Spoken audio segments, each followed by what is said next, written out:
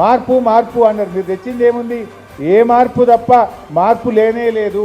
ప్రజలను ఏమార్చడం తప్ప రేవంత్ రెడ్డి కాంగ్రెస్ ప్రభుత్వం తెచ్చిన మార్పే లేదు ఈ రాష్ట్రంలో. అంతా మోసం అనేటువంటి విషయం ప్రజలకు అర్థమైంది. అందుకే మేము ప్రజల్ని కూడా కోరుతా ఉన్నాం, ఈ గ్యారంటీ కార్డులు తెలంగాణలోని ప్రతి ఇంటింటికి ఆ రోజు గ్యారంటీ కార్డులు ప్రభుత్వం పంపింది. ఈరోజు ఈ బాకీ కార్డులను ప్రతి ఇంటికి బీఆర్ఎస్ పార్టీ పంపిస్తూ ఉంది. రేపు పంచాయతీరాజ్ ఎన్నికల్లో కానీ జూబ్లీ హిల్స్ ఎన్నికల్లో కానీ ఎవడన్నా కాంగ్రెస్ పార్టీ నాయకుడు ఓటు వస్తే, ఈ ఓటు కోసం వస్తే ఈ బాకీ కార్డు చూపండి, గల్లా బట్టి నిలదీయండి అని చెప్పి నేను ప్రజలకు పిలుపునిస్తా ఉన్నా. ఎందుకంటే ఆ రోజు 3 నెలలు భద్రంగా పెట్టుకోండి, ఈ కార్డు మీకు చట్టబద్ధత తెస్తాం, 100% అమలు చేస్తామన్నారు. ఆ రోజు సోనియా గాంధీ గారే రాష్ట్ర ప్రజలకు లేఖ రాశారు. సోనియా గాంధీగా నేను మాట ఇస్తున్నాను, ఇవన్నీ అమలు చేయించే బాధ్యత నాది అన్నారు. ఏమైంది? ఎక్కడ పోయింది ఆ బాధ్యత? ఇవాళ ఎవరెవరికి ఎంత బాకీ పడ్డారు? ఇవాళ ప్రభుత్వ ఉద్యోగులకు మోసం చేశారు.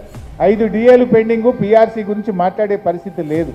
ఇవాళ ఆటో కార్మికులకు 12,000 ఇస్తామన్నారు, పొట్టగొట్టారు, వాళ్ళను రోడ్డు మీదకి తెచ్చిన పరిస్థితి ఉంది. ఇందిరమ్మ ఆత్మీయ భరోసా అని వ్యవసాయ కూలీలకు ఇందిరమ్మ పేరు పెట్టిన ఆత్మీయ భరోసాకు కూడా ఇవాళ కటింగే పెట్టింది.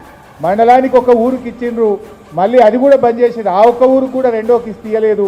మిగతా గ్రామాలకు మిగతా కూలీలకు ₹1 ఇవ్వలేదు. ఇందిరమ్మ ఆత్మకు శోభిస్తుంది. ఇందిరమ్మ పేరు పెట్టిన ఇందిరమ్మ ఆత్మీయ భరోసాకు కూడా కటింగ్ పెట్టిండ్రు. వ్యవసాయ కూలీలను కూడా మీరు మోసం చేసినటువంటి పరిస్థితి.